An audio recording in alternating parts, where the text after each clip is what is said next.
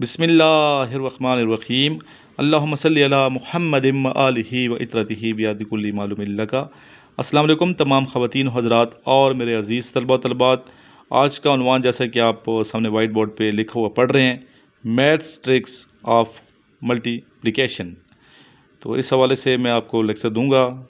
मुख्तसर लेक्चर है लेकिन बड़ा अहम लेक्चर है, जो यकीन आपको ना सिर्फ इंटरव्यू में, इनिशियल टेस्ट ISSB के, बल्कि इंटेलिजेंस टेस्ट में भी मदद दे सकते हैं। और इस ट्रिक को अगर आप समझ जाते हैं तो ज़रब देना यानी कि मल्टीप्लाई करना बहुत आसान है, बग़ैर कैलकुलेशन के, बग़ैर कैलकुलेटर के। कैलकुलेटर अगर आपके पास नहीं है तो इंसान का जो माइंड है, इंसान का जो दिमाग है, सबसे बड़ा कैलकुलेटर है।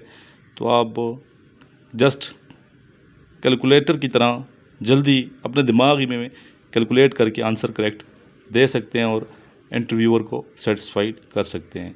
तो इन ट्रिक्स को आप समझें, इंशाल्लाह बहुत ज़्यादा फ़ायदा होगा। और इसका लिंक इस वीडियो को आगे भी शेयर कर दीजिएगा ताकि दूसरे दोस्तों को भी फ़ायदा हो। नीचे मैंने अपना WhatsApp नंबर लिखा हुआ है 0323916191।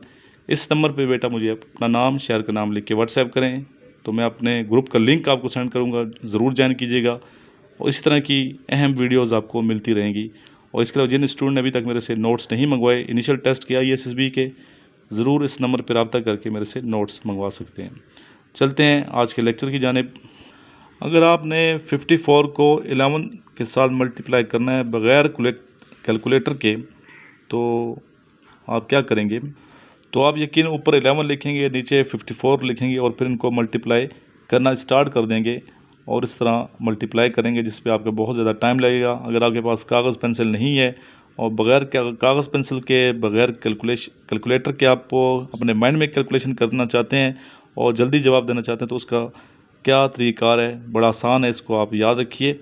इसमें आपने करना क्या है, आप इसमें सबसे पहले 5 को ज़हन में रखें, ठीक है। सबसे पहले आपने 5 को लिखना है, फिर 5 और 4 को जमा करना है। 5 और 4 जमा करेंगे तो कितना आएगा? ये होगा 9 होगा, ठीक है। इसके बाद आखिर में जो लास्ट डिजिट है 4, वो लिख देंगे। तो देखें, एक ही आंसर है 594, 594, ठीक है। सबसे पहले पहला डिजिट लिखना है आपने, ठीक है। उसके बाद इन दोनों डिजिट को आपने जमा करना है तो 9 आएगा, 9 को दरमियान में लिखना है और लास्ट में लास्ट जो डिजिट है वो आपने लिखना है। तो इस तरीके से आपने, इस ट्रिक के ज़रिए से आप अपने माइंड में इसको मल्टीप्लाई कर सकते हैं। और अगर ये ट्रिक नहीं आती तो आप कभी भी अपने माइंड में मल्टीप्लाई नहीं कर पाएंगे। ये बेटा बड़ी अहम वीडियो है। इस वीडियो में मैं आपको बहुत सी ट्रिक्स बताऊंगा। 1 मिनट के लिए भी आप इस वीडियो को छोड़ के ना जाइएगा। अगर आप छोड़ के चले जाएंगे तो इन ट्रिक्स से आप रह जाएंगे। आगे बहुत अहम ट्रिक्स आने वाली हैं। अगर मैं आपसे कहूँ कि 41/11, 41 ज़रब 11 कितने होंगे, तो इसमें आपने 4 को सबसे पहले लिखना है, जो पहला डिजिट है, ठीक है। इसके बाद आपने इन दोनों डिजिट को जमा करना है, तो जमा करेंगे तो क्या आएगा? 4 और 1 5, 5 को दरमियान में लिखेंगे, फिर लास्ट में आखिरी डिजिट लिखेंगे तो ये होगा 1। तो आंसर इसका होगा 451, 451। तो यकीनन ये तरीका आपको बहुत अच्छा लग रहा होगा। तो ये इस तरीके में आपने सिर्फ 11 के साथ मल्टीप्लाई करते हुए ये जो टेक्निक है, ये जो ट्रिक है, ये आजमानी है, तो इंशाल्लाह ताला आपका आंसर 100% करेक्ट होगा। इसी तरह अगर 23/11 आपको क्वेश्चन दिया जाए कि 23 को मल्टीप्लाई करें 11 से, तो इसी ट्रिक को आप यूज़ करें। सबसे पहले आपने क्या लिखना है? पहला डिजिट लिखना है 2, फिर इन दोनों डिजिट को आपने जमा करना है। 2 + 3 कितना आता है? 5, ठीक है। और फिर लास्ट में लास्ट डिजिट लिखेंगे तो ये होगा 3। तो आपका आंसर होगा, ये लीजिए, 253।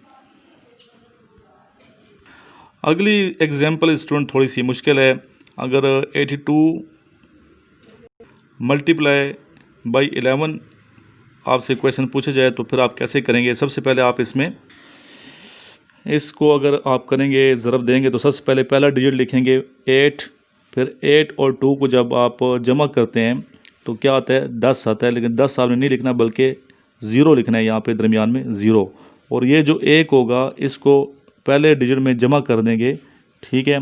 तो ये क्या बन जाएगा? 9। तो 9 और 0, ठीक है।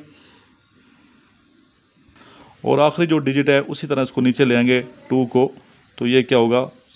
9 और 2, 902, 902, तो ये इसका करेक्ट आंसर होगा। इसी तरह इसी रूल को, ट्रिक को फॉलो करते हुए अगर ये आपसे पूछ जाए 47 ज़रब 11 47 मल्टीप्लाई बाई 11, तो इसको किस तरीके से आप करेंगे अपने माइंड के अंदर अपने दिमाग में। तो सबसे पहले आप पहला डिजिट लिखेंगे 4, फिर इन दोनों डिजिट को आपने जमा करना है। 4 7 जमा करेंगे 11 होगा, तो 11 आपने नहीं लिखना बल्कि इसमें लास्ट डिजिट लिखेंगे और इसमें जो पहला डिजिट है इस पहले डिजिट में ऐड कर देंगे, जमा करेंगे तो ये 5 हो जाएगा, फिर 1 हो जाएगा और लास्ट वाला डिजिट उसी तरह 7 आपने लास्ट में यहाँ लिख देना है। तो आंसर होगा 517 517। आप एग्जांपल देखते हैं बड़ी वैल्यू की। अगर आपने इस वैल्यू को 11 के साथ मल्टीप्लाई करना है तो इसको कैसे करेंगे। तो इसमें हम सबसे पहले उसी तरह 5 को सबसे पहले लिख देंगे, फिर इसके बाद पहले हिस्से को दूसरे हिस्से के साथ जमा करवाएंगे। 5 और 2 को जमा करेंगे तो ये होगा 7, ठीक है। 7 को आप यहाँ लिख देंगे, फिर उसके बाद दूसरे हिस्से को तीसरे हिस्से के साथ जमा करवाएं तो ये बनेगा 2 जमा 4 6, तो यहाँ 6 लिख देंगे, ठीक है। और जब हम आखिरी हिस्से पे पहुँच जाएंगे तो आखिरी हिस्से को यानी कि 4 को लास्ट डिजिट है उसी तरह नीचे लिख देंगे, तो यहाँ पे इसका आंसर आ जाएगा 5764। तो इस तरीके से आपने ज़हन में इस ट्रिक के ज़रिए से करेक्ट आंसर इंटरव्यूअर को दे सकते हैं, उन्हें मुतमईन कर सकते हैं। अब लास्ट एग्जांपल हम बहुत बड़ी वैल्यू को मल्टीप्लाई करके देखते हैं, ठीक है। हमारे पास वैल्यू है 354271 मल्टीप्लाई बाई 11। तो इसको हम कैसे करेंगे देखिए। इसमें 3 जो है सबसे पहले 3 उसी तरह आ जाएगा, फिर पहले हिस्से को दूसरे हिस्से के साथ जमा करेंगे। 3 को 5 के साथ जमा करेंगे तो ये आ गया 8, तो यहाँ पे लिखेंगे 8, ठीक है। फिर तीसरा जो हिस्सा है वहाँ हम लिखेंगे, दूसरे को तीसरे के साथ जमा करेंगे। 5 को 9 से जमा करेंगे तो ये होगा 9, यहाँ पे लिखेंगे 9, ठीक है। इस तरह फिर तीसरे हिस्से को चौथे के साथ जमा करेंगे तो 6 आ गया, यहाँ लिखेंगे 6। चौथे को पाँचवें के साथ जमा करेंगे 2 जमा 7, तो ये आ गया 9, तो यहाँ लिखेंगे 9, ठीक है। पाँचवें को छठे के साथ जमा किया तो ये आ गया 7 जमा 1 8, तो यहाँ लिखेंगे 8। आगे अभी कोई हिस्सा नहीं बचा तो लास्ट वाला हिस्सा उसी तरह आ गया 1, तो ये इसका आंसर होगा। इस तरह बेटा अगर आपको इन दोनों हिस्सों को मल्टीप्लाई करवाने के लिए कहा जाए, 23 को 12 से मल्टीप्लाई करें तो फिर कैसे करेंगे। इसमें आपने पहली वैल्यू के पहले डिजिट को दूसरी वैल्यू के पहले डिजिट के साथ मल्टीप्लाई करना है। 2 को 1 से मल्टीप्लाई करेंगे तो इसका आंसर होगा 2, तो यहाँ आप लिख देंगे 2, ठीक है।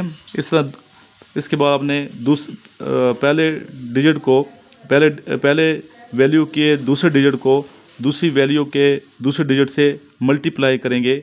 3 को 2 से मल्टीप्लाई करेंगे तो आंसर होगा 6। 3 मल्टीप्लाई 2 तो आंसर होगा 6, तो यहाँ आप क्या लिखेंगे। तो जब ये 6 आ गया तो 6 यहाँ पे लिखेंगे, दरमियान में आपने एक हिस्से की जगह छोड़ देनी है। हमने पहला और आखिरी डिजिट मालूम कर लिए, अब हमने दरमियान वाला डिजिट मालूम करना है। तो इसके लिए आपने पहली वैल्यू के पहले डिजिट को दूसरी वैल्यू के दूसरे डिजिट के साथ मल्टीप्लाई करना है। 2 को 2 से मल्टीप्लाई करेंगे तो आंसर होगा 4, तो यहाँ लिख देंगे दरमियान में 4। ये आप दरमियान में नहीं लिखेंगे बल्कि इसको साइड पे लिख लें, ठीक है। इसको साइड पे लिख देंगे 4। अभी हमने क्या करना है, पहली वैल्यू के पहले डिजिट दूसरे डिजिट को दूसरी वैल्यू को पहले डिजिट से मल्टीप्लाई करना है। 3 मल्टीप्लाई 1 इज़ इक्वल टू 3, तो 4 और 3 को जमा कर देंगे। 4 और 3 को जमा करेंगे तो 7 आ गया। इस 7 को आपने दरमियान में लिख देना है, ठीक है। इसकी वजह प्रैक्टिस की ज़रूरत है। इसको 2-3 दफ़ा जब प्रैक्टिस करेंगे तो इंशाल्लाह ताला आप इस ट्रिक पे मुकम्मल अबूर हासिल कर पाएंगे और आपका ये जो पोर्शन है कि बग़ैर कैलकुलेटर के कैलकुलेशन करने वाला, चाहे वो इंटरव्यू में आपसे करवा रहे हैं चाहे इंटरव्यू टेस्ट में करवा रहे हैं, तो इंशाल्लाह ताला इस ट्रिक के ज़रिए से आप करेक्ट आंसर पे पहुंच पाएंगे। मैं उम्मीद करता हूँ आज का ये लेक्चर आपको बहुत नफ़ा देगा, फ़ायदा देगा। अच्छी लगी होगी वीडियो, इसको लाइक कीजिए, आगे शेयर कीजिए। लास्ट में मेरे साथ मिलकर आका नामदार सरवर कायनात हज़रत मोहम्मद मुस्तफ़ा सल्लल्लाहु अलैहि वसल्लम की शान अक़दस में दुरूद शरीफ पढ़ लीजिए। अल्लाहुम्मा सल्लि अला मुहम्मदिन व अला आलि मुहम्मदिन कमा सल्लैता अला इब्राहीम व अला आलि इब्राहीम इन्नका हमीदुम मजीद।